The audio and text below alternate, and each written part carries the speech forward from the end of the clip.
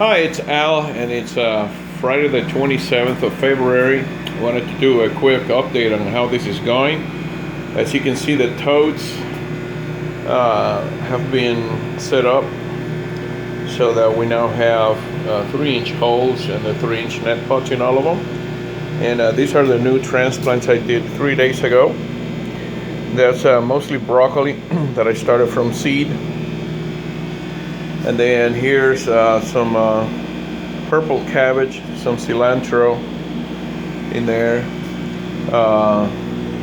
some regular cabbage right here with a little bit of purple cabbage, and a couple of plants of spinach. And so there's more spinach there, lettuce. Some more lettuce back there, different kind of lettuce here, bok choy, and then we have pepper plants here and there, and then there's one in the back. The stuff that you see, the powder, is diatomaceous earth. I've been having an issue with cabbage moths and cabbage worms coming in and eating the plants. You can see the leaves, how they have holes.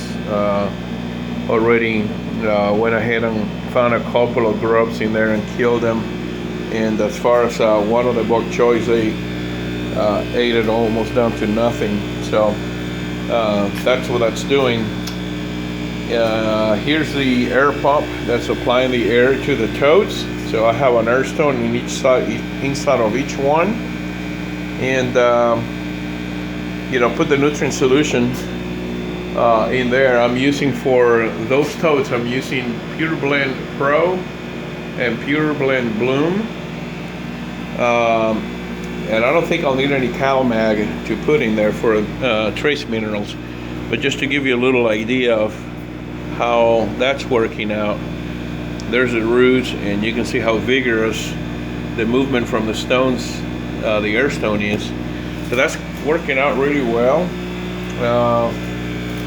These here are pretty young, so they're gonna start here coming out pretty quick. They're gonna start growing, and I have some additional broccoli there that I started, and here's some chard and some lettuce there. So chard's coming up over here. That's chard. That's chard. That's chard. That's chard over here. And lettuce towards the back. So that's working out really well. I went ahead and redid the system here also. The ebb and flow. I have 7 tomato plants in here. And what I did is I have 3 rows of 4 pots.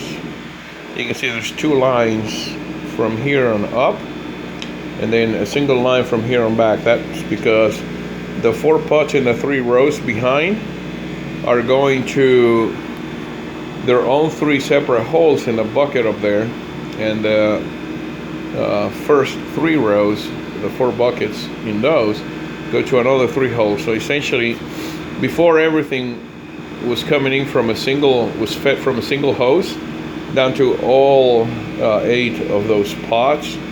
And that was taking too long to cycle up and down. So what I did is I just doubled the amount of lines going to them, which means I only have to feed half of those pots from each line. So that being a 1/2-inch line, now essentially I doubled it to almost be like a 1-inch line for the purpose of how fast it goes up and down. So I still got to figure out what I'm going to put in here. I think the purple plants, once they get larger, they're going to be transplanted here. But essentially I have over 200 holes that are available to me for planting. And then these tomato plants are already blooming. As you can see here, there's a couple of blooms on that guy already. I'm going to run strings from there all the way to the top, so they can go ahead and climb and produce a lot of fruit. But essentially everything's working out really good. This room is working out fantastic. There's no sunlight today. We have about 55 degrees, 54 degrees, I think, is what I looked at earlier. We have about 54 degrees in there, and the temperature's in the high 30s outside today. So it's a cool day, especially for South Texas, but the grow room is working out really well. So I'm very happy with that. All of these, as you can see, have air stones going to it. If you look carefully on the back of them, all of them have air lines and air stones going to them. So there's only 2 more trays left to be drilled, and then the pots put in it. Something that I also found useful for you guys to know, if you look at most of these plants here, they were planted in just regular